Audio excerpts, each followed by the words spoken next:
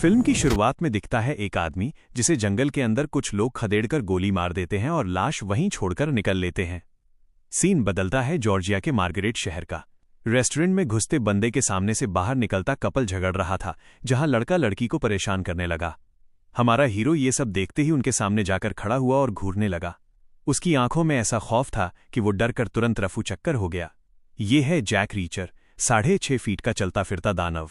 Richer अंदर जाकर खाना ऑर्डर करता है, पर पहला निवाला मुंह में डालते ही 2 पुलिस वाले उसे गिरफ्तार करके ले गए। थाने पहुंचते ही महिला ऑफिसर ने पूछा कि हथकड़ी क्यों नहीं पहनाई। दूसरे ने जवाब दिया, इसके हाथ इतने बड़े हैं कि फिट ही नहीं हुई। तलाशी में कुछ पैसे, आर्मी मेडल और टूथब्रश मिला। बस यही सामान लेकर वो घूमता है, जिसे देखकर सब हैरान रह गए कि बिना कपड़े लगेज के कोई कैसे सफर कर सकता है। फिंगरप्रिंट और फॉर्मेलिटी पूरी हो ही रही थी कि डिटेक्टिव ऑस्कर चिल्लाते हुए आया कि किस सबूत पर इसे पकड़ा है, इतनी अक्ल नहीं तुम लोगों में। ऑस्कर उसे अपने केबिन ले गया और बताया कि कल रात एक लाश मिली जिसके सिर में गोली मारी गई थी। मौके से कोई खोखा नहीं मिला। मरने के बाद शरीर पर चोट पहुंचाई गई और कार्डबोर्ड से छिपाने की नाकाम कोशिश हुई। रीचर उस इलाके में देखा गया था, इसलिए शक की सुई उस पर घूम गई।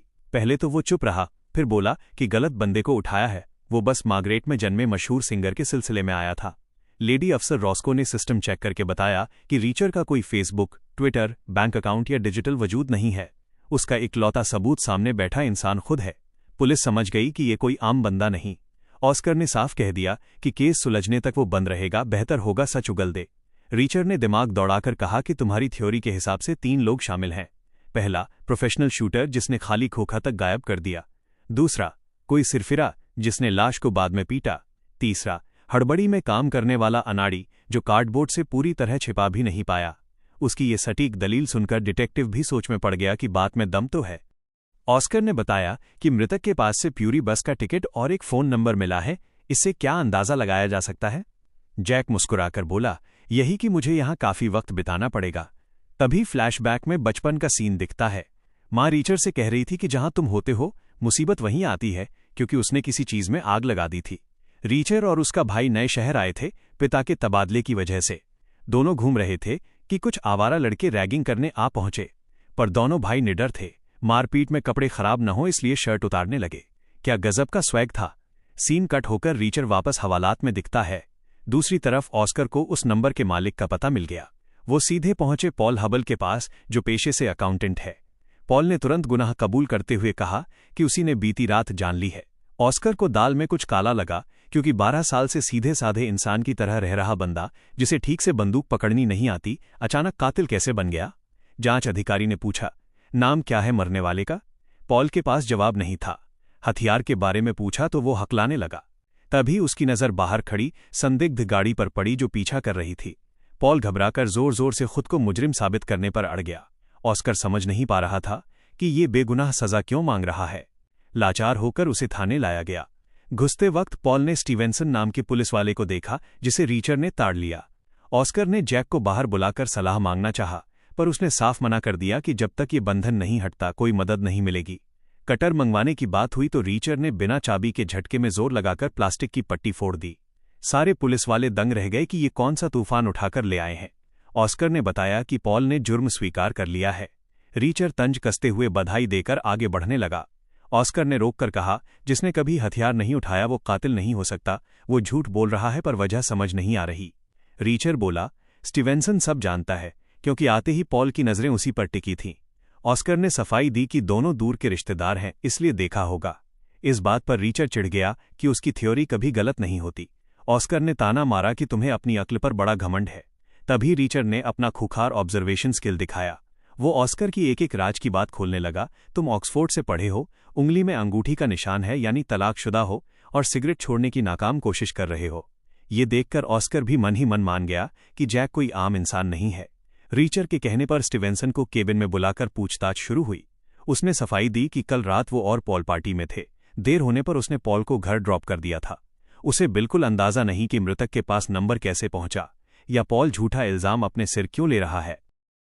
ऑस्कर ने असली सच्चाई उगलवाने के लिए एक पैंतरा आजमाया और रीचर को पॉल के साथ 1 हफ्ते के लिए जेल भिजवा दिया, ताकि डर के मारे वो सब उगल दे।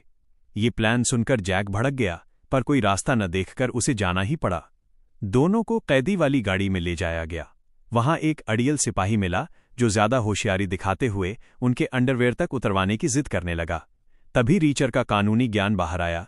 वो शांति से बोला, मैं मुजरिम नहीं, बस शक के दायरे में हूं। जिस हथियार से कत्ल हुआ उसका साइज 4x6 इंच है, जिसे मैं अपने अंदर नहीं छिपा सकता। फिर भी तलाशी लेनी है तो ले लो, लेकिन हाथ सलामत नहीं बचेंगे। ऐसी शांत धमकी सुनकर गार्ड की हवा टाइट हो गई और उसने चुपचाप साइन करके आगे भेज दिया। दोनों को एक ही कोठरी में बंद किया गया। अगली सुबह रीचर ने भांप लिया कि गलत ब्लॉक में डाल दिया गया है, क्योंकि चारों तरफ खूंखार अपराधी थे। तभी कुछ गुंडे घुसे, जिनका लीडर नए कैदियों का शारीरिक शोषण करता था। जैसे ही वो पॉल की तरफ बढ़ा, रीचर बीच में आ गया और 3 तक गिनती गिनकर दफा होने को कहा। बदमाशों ने बात को हल्के में लिया। फिर क्या था, रीचर ने मार मार कर उनका कचुम्बर बना दिया। ये खौफनाक मंजर देखकर बाकी गुंडे अपने बॉस को घसीटते हुए रफूचक्कर हो गए। पॉल तो साए की तरह जैक से चिपक गया था। वो बाथरूम गया तो वहां भी पीछे पीछे पहुंच गया। तभी दूसरे गैंग ने हमला बोला, पर 6.5 फीट के उस दानव को 6-7 लोग मिलकर भी डिगा नहीं पाए। रीचर ने सबको धो डाला। हंगामा सुनकर गार्ड्स भागे आए और उन्हें सही जगह शिफ्ट किया। उधर थाने में लेडी अफसर रॉस्को ने रीचर की कुंडली खोज निकाली। वो कोई मामूली इंसान नहीं, बल्कि पूर्व मिलिट्री पुलिस अधिकारी रह चुका है, जिसने पर्पल हार्ट समेत कई तमगे जीते हैं और 150 से ज्यादा पेचीदा केस सुलझाए हैं। रॉस्को को पछतावा होने लगा कि ऐसे पहुंचे हुए फौजी को सलाखों के पीछे सड़ा रहे हैं। ऑस्कर गुस्से में आकर उसे डांटने लगा। दूसरी तरफ जेल में पॉल ने राज खोलना शुरू किया कि वो 12 साल से एक बड़ी कंपनी में हिसाब किताब संभालता है, लेकिन उसका जो असली मालिक है। पॉल बताने लगा कि अगर उस मालिक के रास्ते में कोई आए तो वो उसे ही नहीं, बल्कि पूरे परिवार को तड़पा तड़पाकर मार डालता है। इसी डर से वो मुंह बंद रखे हुए था। ये दास्तान सुनकर रीचर बिना कुछ बोले चुपचाप खाना चबाता रहा। देखते देखते हफ्ता बीत गया और दोनों की रिहाई हो गई। हैरानी की बात यह थी कि जेल के बाहर रॉस्को खुद गाड़ी लेकर रीचर को लेने आई थी। उसने बताया कि बस का सीसीटीवी फुटेज मिल गया है, जिससे बेगुनाही साबित हो चुकी है। बातों बातों में लेडी अफसर ने कॉफी का न्योता दिया। असल में वो मन ही मन रीचर को चाहने लगी थी। जैक भी मान गया कि शिफ्ट खत्म होते ही मिलेंगे। रॉस्को ने उसे शहर के बीचों बीच ड्रॉप कर दिया। रीचर वहां थोड़ा टहला, फिर कैस्पर टेलर नाम के पहले मेयर की मूर्ति के पास जाकर रुक गया। वहां से वो सीधे नाई की दुकान में शेव बनवाने घुसा। तभी बाहर 2 संदिग्ध लोग दिखाई दिए जो उसी पर नजर गड़ाए हुए थे। उनमें से एक बंदा उस भूतपूर्व मेयर का पोता निकला, जूनियर कैस्पर। उसने रीचर को बगदाद में हुए पुराने हादसे की याद दिलाई, जिससे जैक थोड़ा गंभीर हो गया। वो बंदा सीधे सीधे धमकी देकर खिसक गया। इसके बाद रीचर जैसे ही थाने पहुंचा, रॉस्को ने मायूस होकर बताया कि आज कॉफी का प्लान टालना पड़ेगा, क्योंकि शहर की सरहद पर एक और लाश मिली है। ऑस्कर ने जैक को साथ चलने को कहा। यहीं पर कहानी में भयानक मोड़ आया, क्योंकि वो बेजान शरीर किसी और का नहीं, बल्कि रीचर के सगे भाई का था। इसी के साथ पहला एपिसोड खत्म हो जाता है।